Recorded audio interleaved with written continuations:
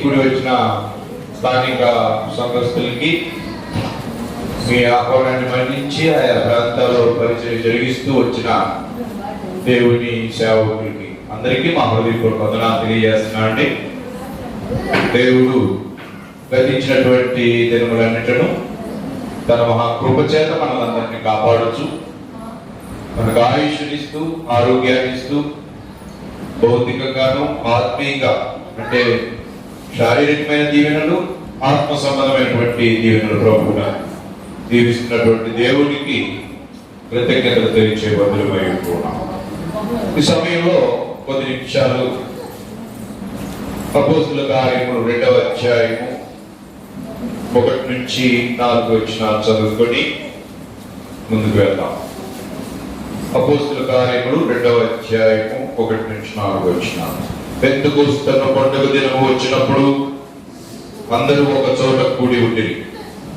అప్పుడు వేగముగా వీచు బలమైన గాలి వంటి ఒక ధ్వని ఆకాశము నుండి అకస్మాత్తుగా వారు కూర్చుండి ఉన్న ఇల్లంతయు నిండెను. మరియు వారు అగ్ని జ్వాలల వంటి నాలుకలు విభాగింపబడినట్టుగా వారికి కనబడి వారిలో ఒక్కొక్కటి మీద ఉరాలగా అందరూ పరిశుద్ధాత్మతో నిండిన వారై ఆ ఆత్మ వారికి వాక్శక్తి అనుగ్రహించిన కొలది అన్య భాషలతో. ఈ సందర్భము పెంతెకొస్తును పండుగ దినము జరిగినటువంటి సందర్భం. పెంతెకొస్తు అనంటే పాత నిబంధన కాలంలో జరిగినటువంటి సందర్భం. ఈ పాత నిబంధన కాలంలో జరిగినటువంటి సందర్భములు పెంతెకొస్తు అనేటువంటిది ఇశ్రాయేలీయులు కూడుకొనవలసినటువంటి ముఖ్యమైన 3 రోజుల్లో 3 పండుగల్లో ఈ పెంతెకొస్తు పండుగ కూడా ఒకటి. పెంతెకొస్తు అనేది సంఘం కాదు, పండుగ. ఈ ధర్మశాస్త్ర కాలంలో ఇశ్రాయేలీయులకు దేవుడు ఆచరించమని చెప్పిన పండుగ. ఒకసారి మనము నిర్గమాకాండము 23వ అధ్యాయము 16వ వచనంలో పెంతెకొస్తును గురించి ముందు మనం ఆలోచించాలి. అప్పుడు ఆ రోజు ఏం జరిగింది అనేటువంటిది మనం తర్వాత నేర్చుకోవచ్చు. నిర్గమాకాండము 23వ అధ్యాయము 16-17 వచనాలు. ఎవరైనా ఒకసారి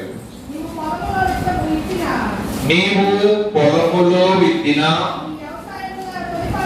నీ వ్యవసాయముల తొలి పంట నీవు కూర్చుకొనిన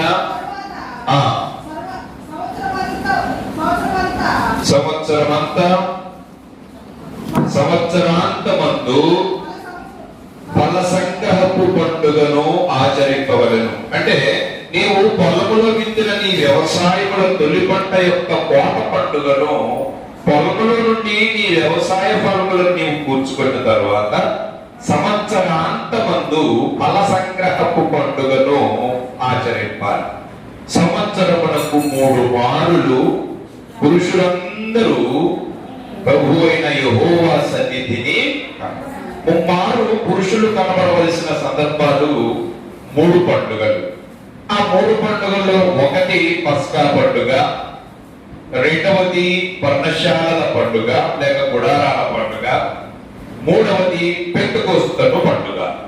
ఇది కోతకాలపు పండుగ అంటారు, దీనిని బల సంగ్రహపు పండుగ అంటారు, దీనినే వారముల పండుగ అని కూడా అంటారు. అందుకనే మరొక సందర్భం చూస్తే ద్వితీయోపదేశకాండము 16వ అధ్యాయము 10వ వచనం. ద్వితీయోపదేశకాండము 16వ అధ్యాయము 10వ వచనం. నీ దేవుడైన యెహోవాకు వారముల పండుగను ఆచరించుటకై నీ చేతనైనంత స్వేచ్ఛార్పణమును సిద్ధపరచవలెను. నీ దేవుడైన యెహోవా నిన్ను ఆశీర్వదించిన కొలది దానిని ఇయ్యవలెను. ఇక్కడ ఏం చెప్తున్నారంటే వారముల పండుగ అన్నాడు. పెంతెకొస్తు పండుగని వారముల పండుగ అంటే కోతకాలపు పండుగ, వారముల పండుగ. అదే రీతిగా సంఖ్యాకాండము 28వ అధ్యాయము, సంఖ్యాకాండము 28వ అధ్యాయము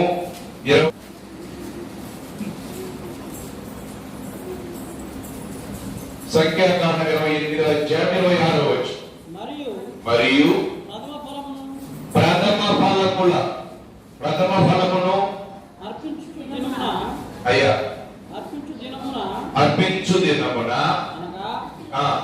వారముల పండగ దినమున మరియు ప్రథమ ఫలములను అర్పించు దినము అంటే ఇది ప్రథమ ఫలముల పండుగ అనగా వారముల పండుగ దినము అని వివరించాడు ఆయన. అంటే ప్రథమ ఫలముల పండుగ, కోతకాలపు పండుగ, వారముల పండుగ, సంవత్సరాంత పండుగ, ఇవన్నీ దేని అన్నారు అని అంటే పెంతుకోస్తు పండుగ.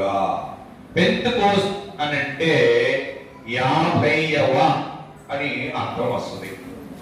50వ అని అర్థం. ఎందుకని 50వ రోజు అని అంటే మనం ఇంకా చదువుకున్నాం కదా, వారముల పండుగ అని 7 వారాలు అన్నమాట. 7 × 7 రోజులు, వారానికి 7 రోజులు, 7 వారాలు, 7 ఎంత 49 ప్లస్ ఆ మరుసటి రోజు వచ్చేటువంటి రోజే 50వ రోజు. ఆ రోజు తప్పనిసరిగా ఆదివారం అవుతుంది అన్నమాట. ఖచ్చితంగా ఆ రోజు మారడానికి లేదు ఇక అవకాశం. ఎందుకనంటే 7 విశ్రాంతి దినములు గడిచి తరువాత రోజు 50వ రోజు. అందుకనే పస్కా పండుగను మొదలుకొని పెంతెకోస్తు పండుగకు 50 రోజుల వ్యవధి ఉంటుంది. కాబట్టి దీన్ని వారముల పండుగ అన్నారు. ఈ వారముల పండుగ అయినటువంటి ఈ పెంతెకోస్తును పండుగ దినం వచ్చేసరికి యెరూషలేముకు అందరూ వచ్చారు. అంటే దేవుడు ఒక ప్రత్యేకమైనటువంటి సమయాన్ని ఎంచుకున్నాడు. ఎక్కువ మంది కూడుకునే సమయాన్న ఎక్కువ మంది, అందుకనే అక్కడ దేవుడు ఉద్దేశించినటువంటి కార్యక్రమాలు జరగడానికి ఒక ప్రత్యేకమైనటువంటి సమయాన్ని దేవుడు ఎంపిక చేసుకున్నాడు. ఆ రోజున ఏమేమి జరిగించాలని ఉద్దేశించాడు అని అంటే ఆ రోజున ప్రవచనము నెరవేర్చాలి. కొన్ని ప్రవచనాలు ఉన్నాయి. ఏమిటా ప్రవచనాలు అని అంటే మొట్టమొదటిగా మనము యెషయా గ్రంథం ఉంది. యెషయా గ్రంథంలో 2వ అధ్యాయము 2 నుంచి 4 వచనాలు.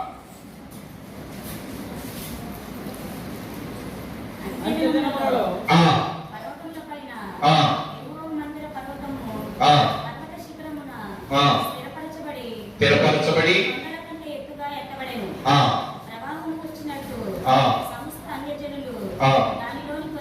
దానిలోనికి వచ్చెదరు. సియోనులో నుండి ధర్మశాస్త్రము, యెరూషలేము నుంచి ఏమెళ్ళాలట? యెహోవా వాక్కు బయలుదేరాలి. ఇది ప్రవచనం. అదే రకంగా మరలా యోవేలు గ్రంథము 2వ అధ్యాయము 28వ వచనం.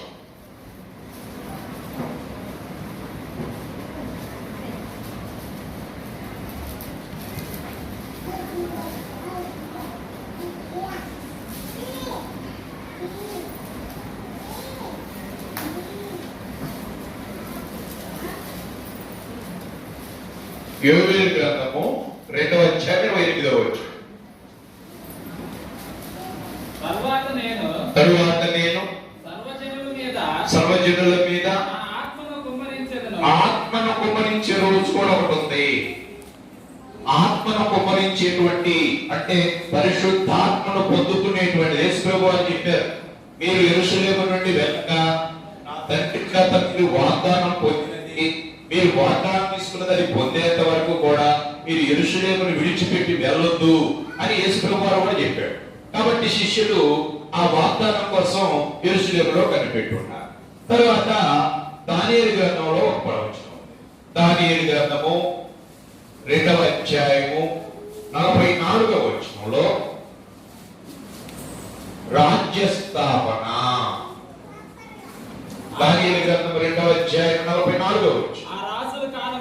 ఆ రాజుల కాలములలో పరలోకమందున్న దేవుడు ఒక రాజ్యమును స్థాపించు, దానికి అన్నిటికీ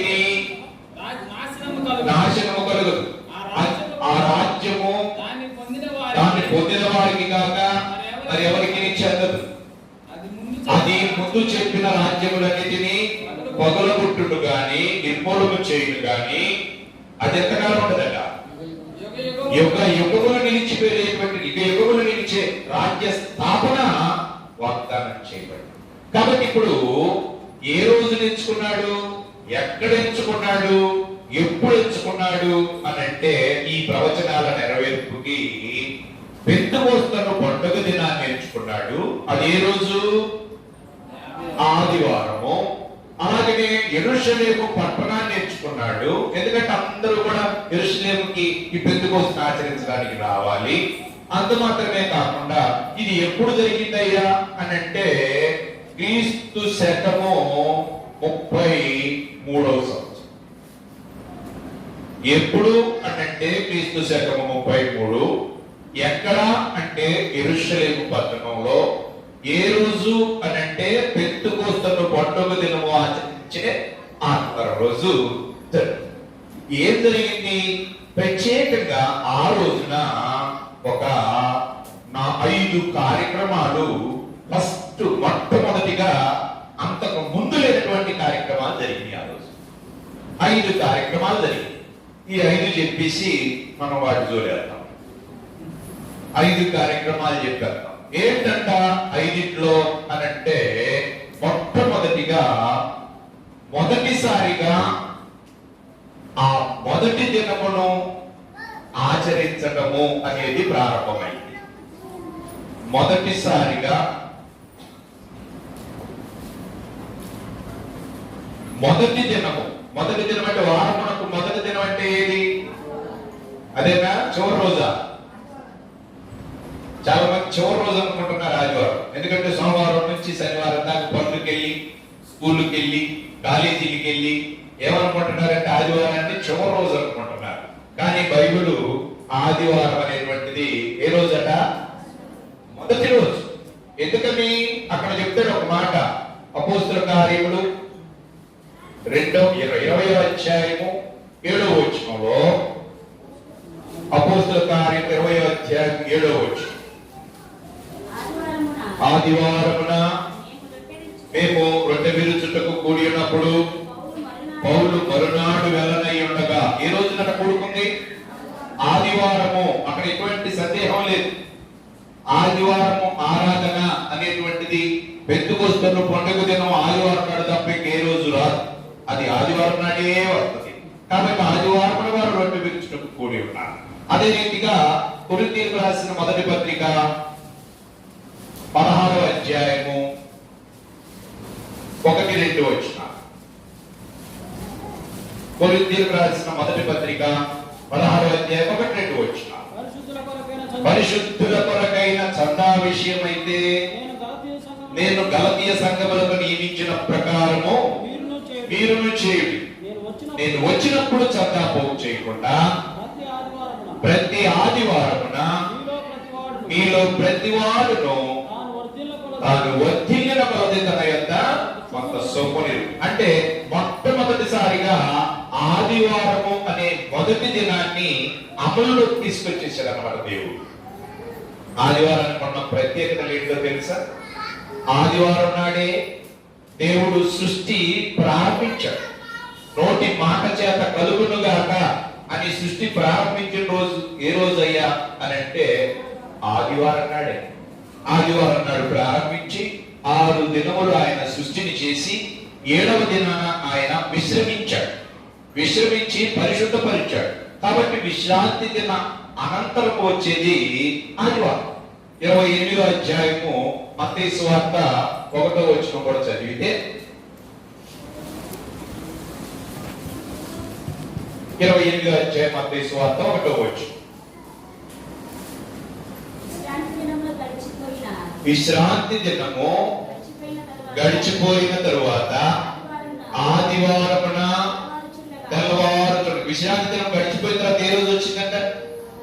ఆదివారం వచ్చింది. కాబట్టి మొదటిసారిగా మొదటి దినమును ఆచరించేటువంటి ప్రక్రియ అక్కడే ప్రారంభమైంది. ఇది ఒక చరిత్ర. మొదటి రోజు మొదటిసారిగా యెరూషలేము పట్టణములో పెంతెకొస్తేను పండుగ దినాన ఆదివారపు ఆచరణ అనేటువంటిది, అంటే ఆ కైకొనడం, ఆచరణ అంటే ఆచరించడం అంటే ఆచరణ మళ్ళీ మనుషులు కల్పించిన పద్ధతి కింద కాదు. ఇది దేవుని ఏర్పాటును బట్టి ఆ రోజున ప్రారంభమైంది. రెండవది ఏంటంటే మొదటిసారిగా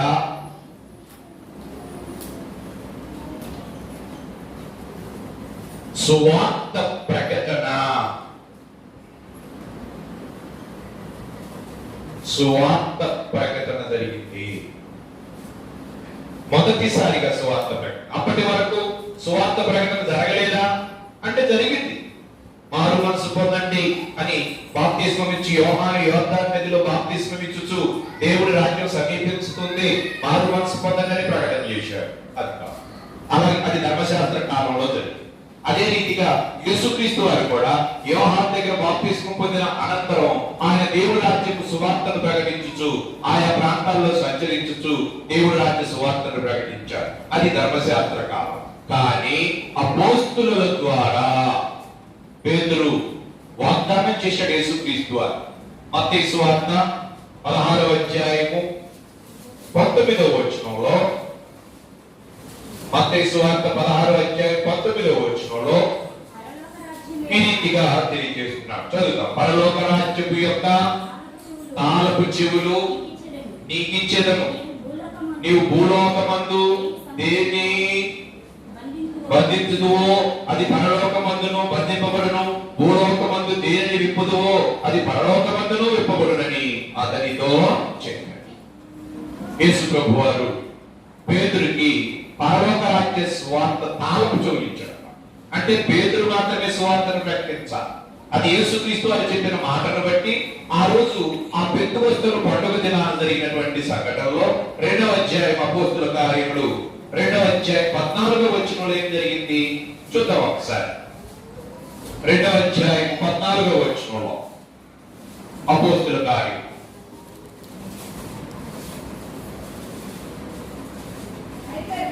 అయితే పేతురు ఆ పదనపురితో కూడా లేచి నిలిచి బిగ్గరగా వారితో ఇట్లా నేను. ఎందుకని మిగిలిన వాళ్ళు ఎవరు లేవలేదు, పేతురు ఎందుకు లేచాడు?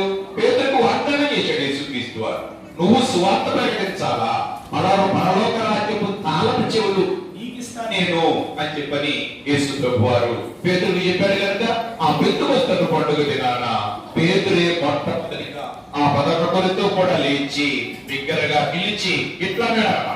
అంటే సువార్త ప్రకటన పేతురు నోట ఆ రోజున మొట్టమొదటిసారిగా జరిగింది.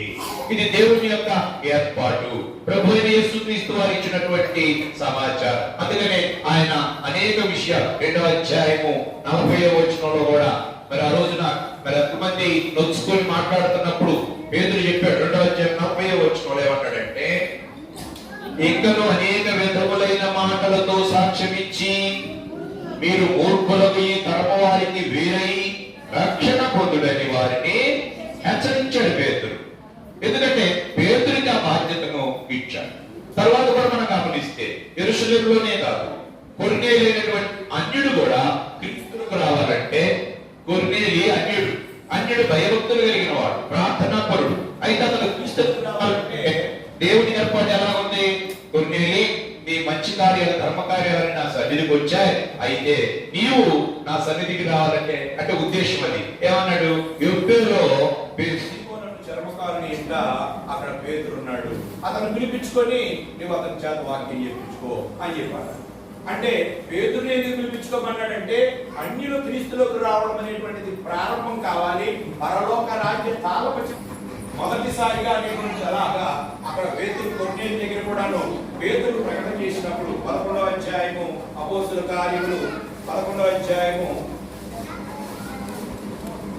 14వ వచనంలో ఈ రీతిగా తెలియజేస్తారు. అపోస్తుల కార్యములు 11వ అధ్యాయం 14వ వచనం, నీవును నీ ఇంటి వారును ఏ మాటల వలన రక్షణ పొందుదురో ఆ మాటలు అతడు నీతో చెప్పునని తన ఇంట నుంచి తనతో చెప్పిన ఒక దూతను చూసిన సంగతి మాకు. ఏ మాటలైతే రక్షణకరమైనటువంటి విషయాలు ఉన్నాయో ఆ పేతురు అనే వ్యక్తి వచ్చి నీవును నీ ఇంటి వారు ఏ మాటల చేత రక్షణ పొందుతారో ఆ మాటలు ఆయన నీకు చెప్తాడు అని చెప్పేసి అక్కడ తెలియపరచబడ్డారు. కాబట్టి మొదటిసారిగా సువార్త ప్రకటన అనేటువంటిది పెంతెకోస్తు పండుగ దినమై ఉన్న ఆదివారం నాడు యెరూషలేము పట్టణంలో జరిగింది. తర్వాత మూడవది ఏంటి అని అంటే, మొదటిసారిగా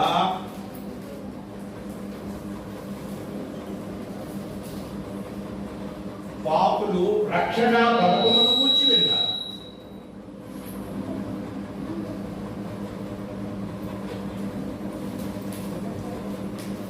రక్షణ పథకం గురించి మొట్టమొదటిసారిగా పాపులు రక్షణ పథకమును గురించి విన్నారు. ఆ రోజున పేతురు యేసుక్రీస్తును గురించినటువంటి సమాచారం 36వ వచనంలో పేతురు నిర్మోహమాటంగా మాట్లాడాడు. చూద్దాం, 2వ అధ్యాయం 36వ వచనం. మీరు సిలువ వేసిన ఈ యేసునే దేవుడు ప్రభువుగాను క్రీస్తుగాను నియమించాడు. ఇది ఇశ్రాయేలు వంశమంతయు రూఢిగా తెలుసుకోవాలని చెప్పాను.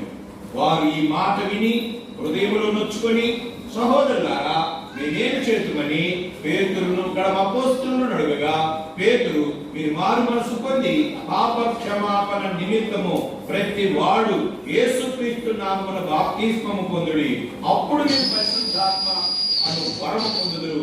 ఈ వాగ్దానము మీకును మీ పిల్లలకును దూరస్తులందరికీ అనగా ప్రభు అయిన మన దేవుడు తన యొక్క పాపమును తీసివేస్తుంది కనుక క్రీస్తు యొక్క రక్తము ద్వారా విమోచన రక్షణ పథకం అనేటువంటి పాపికి ఆ రోజు రక్షణ పథకమును గురించి మొట్టమొదటిసారిగా పెంతెకోస్తు పండుగ దినాన యెరూషలేము పట్టణంలో విన్నారు. పెంతెకోస్తు పండుగ దినాన యెరూషలేము పట్టణంలో పాపులు రక్షణ పథకములను గురించి మొట్టమొదటిసారిగా విన్నారు. అందుకనే అపోస్తలుగా మనం చదువుకున్నాం. అపోస్తలుల కార్యం 2వ అధ్యాయం 36 నుంచి 38 వరకు. మనం ఏం చేయమంటావు అని అడిగాడు ఉన్నటువంటి వారందరూ కూడా. వారు తమ హృదయంలో నొచ్చుకొని మమ్మల్ని ఏం చేయమంటావు అని అన్నప్పుడు మరి ఏమన్నా పేతురు ఏమన్నాడంటే, మీరు మారు మనసు పొంది ప్రతివాడు యేసుక్రీస్తు నామమున పాప క్షమాపణ నిమిత్తం బాప్తిస్మం, అంటే పాప క్షమాపణ నిమిత్తం బాప్తిస్మము పొందండి అనేటువంటి ఒక సమాచారం ఏదైతే ఉందో ఆ రోజున అక్కడ మొట్టమొదటిసారిగా పాపికి రక్షణ పథకం అనేటువంటిది వినబడింది. ఇక్కడ మనం 3 సంగతులు ఆలోచన చేసాం ఇప్పటి వరకు. ఒకటి, ఆ రోజునే మొదటిసారిగా మొదటి దినపు ఆచరణ, మొదటి దినం అనేటువంటి ఆదివారాన్ని గైకొనేటువంటి పరిస్థితి ఆ రోజునే ప్రారంభమైంది. మొదటిసారిగా సువార్త ప్రకటన అనేటువంటిది వాగ్దానం చేయబడినట్లుగా ఆ రోజే ప్రారంభమైంది. మొదటిసారిగా పాపులు రక్షణ పథకమును గురించి వినడం అనేటువంటిది అక్కడే ప్రారంభం. తరువాత మొట్టమొదటిసారిగా ఇంకొకటి ఏంటంటే, మొదటిసారిగా 3,000 మంది మార్పు చెందడం అనేది కూడా ఇక్కడే జరిగింది.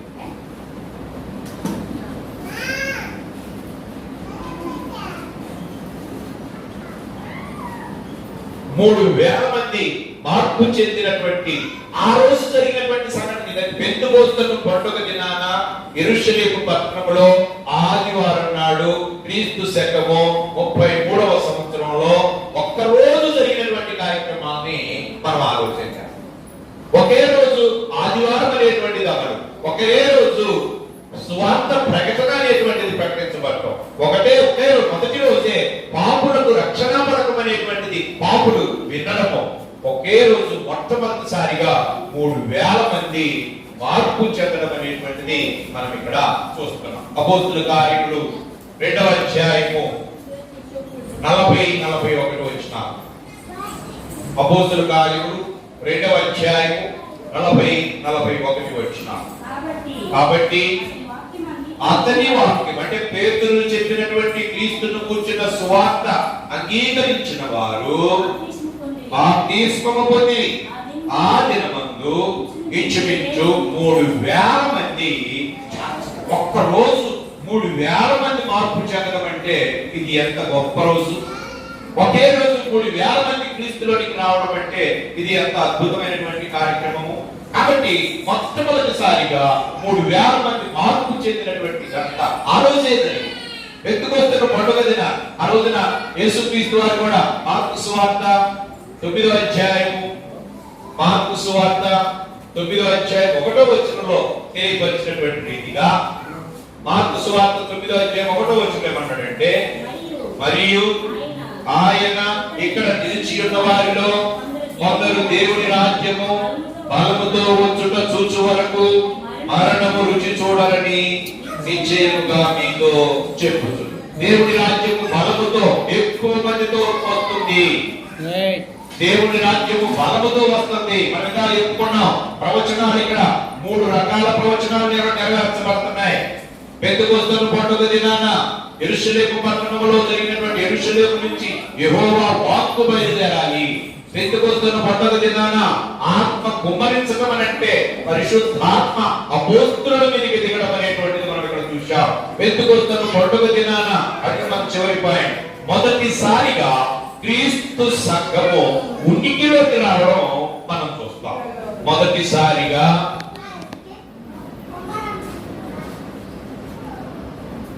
క్రీస్తు సంఘము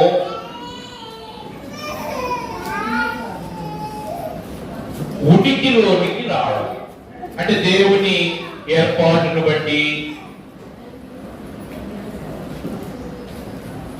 ఈరోజే జరిగింది. అదే రోజు మొట్టమొదటిసారిగా క్రీస్తు సంఘము, ఎందుకంటే ఎప్పుడైతే 3000 మంది బాప్తిసం పొందారో వాళ్ళు చేర్చబడుతున్నారు. అదే మాట అపోస్తుల కార్యములు 2వ అధ్యాయము 47వ వచనం. అపోస్తుల కార్యములు 2వ అధ్యాయము 47వ వచనం. ఆనందముతోనూ నిష్కపటమైన హృదయముతోనూ ఆహారం పుచ్చుకొనుచుండిరి, మరియు ప్రభువు రక్షణ పొందుచున్న వారిని అనుదినము వారితో చేర్చుచుండెను. రక్షణ ఎవరైతే పొందుచున్నారో వారు రక్షణ పొంది ఉన్న వారితో ప్రభువు చేత చేర్చబడతారు. ఏ బాప్తిస్మం ఇచ్చిన వ్యక్తి కాదు చేర్చేది. ఎవరైతే రక్షణ పొంది ఉన్నారో ఆ రక్షణ పొంది ఉన్న వారితోటి రక్షణ పొందుచున్న వారిని ప్రభువే చేరుతాడని చెప్పేసి అని ఇక్కడ తెలియజేస్తున్నాడు. కాబట్టి ఆ రీతిగా ముందుగా అపోస్తుల కార్యములు 1వ అధ్యాయము 8వ వచనంలో చెప్పినట్టుగా, అయినను పరిశుద్ధాత్మ మీ మీదికి వచ్చినప్పుడు మీరు శక్తి నొందెదరు కనుక మీరు యెరూషలేము, యోదయ, సమరయ, భూ దిగంతముల వరకు నాకు సాక్షులై ఉంటారు. కాబట్టి యెరూషలేములో మొట్టమొదట సంఘ స్థాపన జరిగింది. యెరూషలేములో జరిగిన సంఘ స్థాపన మాది తల్లి సంఘము, మాది పూర్వ సంఘం అని అంటారు కదా. వారు ఒక్కసారి ప్రశ్నించుకోవాలా, యెరూషలేములో స్థాపించబడిన సంఘము ఏ సంఘము? అది యెరూషలేము సంఘమా, పెంతెకొస్తు సంఘమా, లేకపోతే ఇంకా ఆదివారపు సంఘమా? అది ఏ సంఘము? యెరూషలేము పట్టణంలో స్థాపించబడిన సంఘం. ఆ రోజు ఉనికిలోకి వచ్చిన సంఘము క్రీస్తు సంఘము. ఆ క్రీస్తు సంఘములోనికి రక్షణ పొందుచున్న వారిని ప్రభువే చేర్చుచున్నట్లుగా 2వ అధ్యాయము 47వ వచనంలో చూస్తున్నాం. కాబట్టి ఇక్కడ ఈ 5 గొప్ప సంగతులు ఒకే రోజున జరిగి, ఇవి సాధారణమైన సంగతులు కాదు, ఇవి సామాన్యమైన సంగతులు కాదు. మొట్టమొదటిసారిగా మొదటి దినపు వారమునకు మొదటి దినపు ఆచరణ మనం జరిగిన ఈ 20వ అధ్యాయం 7వ వచనంలో మిగిలినటువంటి తర్జుమాల్లోనైతే ఇంగ్లీష్ లో ఏమనుందంటే the first day of the week అని ఉంది. తమిళంలో ఏమనుందంటే వారతి మొదటి నాడు అని ఉంది. తెలుగులో ఆదివారమున. అంటే నేరుగా ఎటువంటి సందేహానికి అవకాశం లేకుండా ఆదివారమున. అదే రీతిగా ఇక్కడ కూడాను కొరింథీయులకు రాసిన మొదటి పత్రిక 16:1-2 వచనాల్లో కూడా మీలో ప్రతివాడు ప్రతి ఆదివారమున మీలో ప్రతివాడు తాను విధిన కొలది. కాబట్టి ఆ మొట్టమొదటి కార్యక్రమాలు పెంతెకొస్తు పండుగ దినం ఇది. ఆ పండుగ దినాన్ని దేవుడు ఏర్పాటు చేసుకున్నాడు. ఈ పండుగ ఇశ్రాయేలీలు ఆచరించేటువంటి మొదటి పండుగ. ఈ ఇశ్రాయేలు ఆచరించేటువంటి ఆ 3 పండుగలలో ఒక పండుగ. మొదటి పండుగ అంటే మొదటిది పస్కా పండుగ, తర్వాత పర్ణశాలల పండుగ, మూడవది దీన్ని ఫల సంగ్రహపు పండుగ అంటారు, కోతకాలపు పండుగ అంటారు, వారముల పండుగ అంటారు, పెంతెకొస్తు పండుగని అంటారు. కాబట్టి ఆ పండుగ దినాన్ని దేవుడు ఏర్పాటు చేసుకున్నాడు. ఆ ఒక్క రోజుని ఏర్పాటు చేసుకొని నట్ట నడుమున భౌగోళిక శాస్త్రం ప్రకారము నట్ట నడుమన ఉన్నటువంటి ఆ యెరూషలేము పట్టణాన్ని సెంటర్ పాయింట్ చేసుకొని ఆ యెరూషలేములో రాజ్య స్థాపన, సంఘ స్థాపన, ఆ యెరూషలేములో సువార్త ప్రకటన, ఆ యెరూషలేము నుంచి యెహోవా వాక్కు బయట వెళ్ళడం, ఆ యెరూషలేములోనే రాజ్యం అనేటువంటిది స్థాపించడం, యెరూషలేము ద్వారానే పాప క్షమాపణ, మారు మనసు అనేటువంటిది ప్రకటన అక్కడే ప్రారంభించడం. ఈ రీతిగా దేవుని ఆలోచన జరిగి ఆ తర్వాత యోదయాకి, సమరయాకి, భూ దిగంతముల వరకు అక్కడ నుండి వ్యాపించిందన్నమాట. ఈ రోజున మన గ్రామంలో మనం చెప్పుకుంటున్నామంటే ఇది ఆ పెంతెకోస్తు దినాన ఆ రోజు యెరూషలేము పట్టణంలో ప్రారంభమైనటువంటి సువర్తమానమే ఈ రోజున మనం చెప్పుకుంటున్నాం. ఆ రోజున అక్కడ స్థాపించబడినటువంటి ఆ సంఘములోనికే ఈ రోజున మనం చేర్చబడుతున్నాం. కాబట్టి ఈ అన్ని కార్యక్రమాలు కూడా దేవుని ఏర్పాటును బట్టి ఒకే రోజు జరిగినటువంటి 5 గొప్ప కార్యాలు మన మనసులో ఉంచుకోవాలి. ఈ 5 గొప్ప కార్యాలను బట్టి మనము సత్యాన్ని అర్థం చేసుకోవాలి, దేవుని వాక్యాన్ని మనం అర్థం చేసుకోవాలి. ఇదే రోజు ఆరాధన అనేటువంటిది అపోస్తలుల కార్యములు 2వ అధ్యాయం 42వ వచనాన్ని మనం చదివితే రక్షణ పొందినటువంటి 3000 మంది అయితే ఏం చేశారట? వీరు అపోస్తలుల బోధయందును సహవాసమందును రొట్టె విరుచుటయందును ప్రార్థన చేయటయందును ఎడతెగకున్నారు. 4 కార్యక్రమాలు అయిపోయినాయి అక్కడ. ఒకటి రొట్టె విరుచుట, అపోస్తలుల బోధ, అలాగనే రొట్టె విరుచుట యందు, ప్రార్థన చేయటం యందు, సహవాసాన్ని అనుభవించడం, ఈ 4 కార్యక్రమాలు అయిపోయినాయి. మళ్ళా దాతృత్వ విషయంలో కూడా 2వ అధ్యాయము 44-45 వచనాలు చదివితే అపోస్తలుల కార్యములు 2వ అధ్యాయం 44-45 వచనాల్లో విశ్వసించిన వారందరూ ఏకముగా కూడి తమకు కలిగిన అంతయు సమిష్టిగా ఉంచుకొనిరి. ఇదియుగాక వారు తమ చర స్థిరాస్తులను అమ్మి అందరికీ వారి వారి అక్కర కొలది పంచిపెట్టిరి. అంటే దాతృత్వం అనేటువంటిది కూడా విశ్వాసులు అదే రోజు ప్రారంభించారు. అక్కర పంచిపెట్టేటువంటి ఒక మంచి అలవాటు అనేటువంటిది విశ్వాసులు ఆ రోజు నుండి ప్రారంభించారు. కాబట్టి ఇవి గొప్ప గొప్ప కార్యాలు జరిగినటువంటి చారిత్రకమైనటువంటి కార్యక్రమాలు. ఇవేవో సాధారణమైనటువంటి కార్యక్రమాలు కాదు. అమల్లోకి రావాలి మొదటి దినం అనేటువంటిది దేవుని ఏర్పాటు. సువార్త ప్రకటన యెరూషలేము నుంచి ప్రారంభం కావాలనేది దేవుని ఏర్పాటు. పాపులకు పాప క్షమాపణ సంబంధించినటువంటి రక్షణ పథకమును గురించిన సమాచారం యెరూషలేము నుంచి వెళ్ళాలి అనేది దేవుని ఏర్పాటు. 3000 మంది ఒకేసారి రక్షణ పొందడమంటే, క్రీస్తులోనికి రావడమంటే ఇది మహా గొప్ప భాగ్యం, గొప్ప కార్యక్రమం. అదే రీతిగా మొట్టమొదటిసారిగా ఆ రోజు నుండి క్రీస్తు సంఘము ఉనికిలోకి వచ్చింది. ఇది దేవుని మనసులో ఉన్నటువంటిది, ఇది దేవుని ఆలోచన. జగత్తు పునాది వేయబడక మునుపు దేవుడు ఏ ఆలోచన అయితే కలిగి ఉన్నాడో ఆ ఆలోచన ఆ రోజు ఆరంభమైంది, కార్యరూపం దాల్చింది. అప్పుడు సంఘము యెరూషలేము మొదలుకొని అపోస్తలుల కార్యములు 9వ అధ్యాయం 31వ వచనం చదివితే అపోస్తలుల కార్యములు 9వ అధ్యాయం 31వ వచనంలో కావున యోదయ, గలిలయ, సమరయ దేశముల యందంతటా సంఘము క్షేమాభివృద్ధి నొందుచు సమాధానము కలిగి ఉండెను. మరియు ప్రభువు రక్షణ పొందుచున్న వారికి మరియు ప్రభువునందు భయము పరిశుద్ధాత్మ ఆదరణయు కలిగి నడుచుకొనుచు విస్తరించుచున్నది. యెరూషలేము నుంచి సంఘం విస్తరించడానికి, సువార్త అనేక ప్రాంతాలకు వెళ్ళడానికి యెరూషలేములో ఉన్న సంఘానికి దేవుడు హింస కలుగజేశాడు. ఎప్పుడైతే స్టెఫను చనిపోయాడో, ఎప్పుడైతే యెరూషలేములో సంఘానికి హింస కలిగిందో వెంటనే అక్కడ అపోస్తలులు తప్ప విశ్వాసులందరూ కూడా చెదరిపోయారు. 8వ అధ్యాయం 1వ వచనంలో చూస్తాము. యెరూషలేములోని సంఘములకు గొప్ప హింస కలిగినందున అపోస్తలులు తప్ప అందరూ చెదరిపోయారు. చదివిపోయిన వారు ఏం చేశారట? స్వార్థ ప్రకటన చేశారు. ఎందుకంటే పౌలైతే స్త్రీలు, పురుషులు, చిన్న బిడ్డలను కూడా చూడకుండా ఇంటెంటా వచ్చి సంఘాన్ని హింసిస్తున్నట్లుగా మనం ఆ వచనాల్లో చూస్తాం. ఎందుకని? అది దేవుని ఏర్పాటు. యెరూషలేములోనే సువార్త ఉంటే, యెరూషలేములో మాత్రమే రక్షణ పొందితే అది దేవుని ఏర్పాటు కాదు.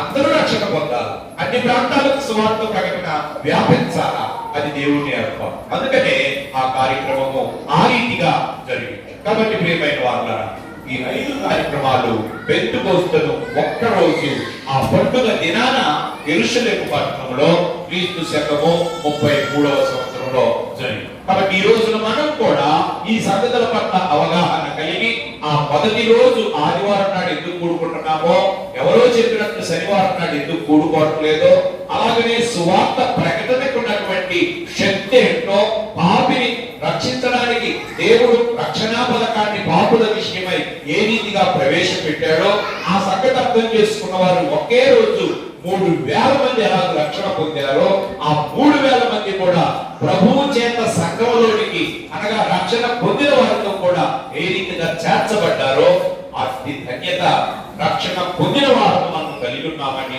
గ్రహించాలి. అదే రీతిగా ఇంకా రక్షణ పొందిన వారు ఎవరైతే ఉన్నారో ఈ గొప్ప భాగ్యాన్ని దేవుడు మన ముందు ఉంచాడు కనుక ఇదే అనుకూల సమయము, నేడే రక్షణ దినము.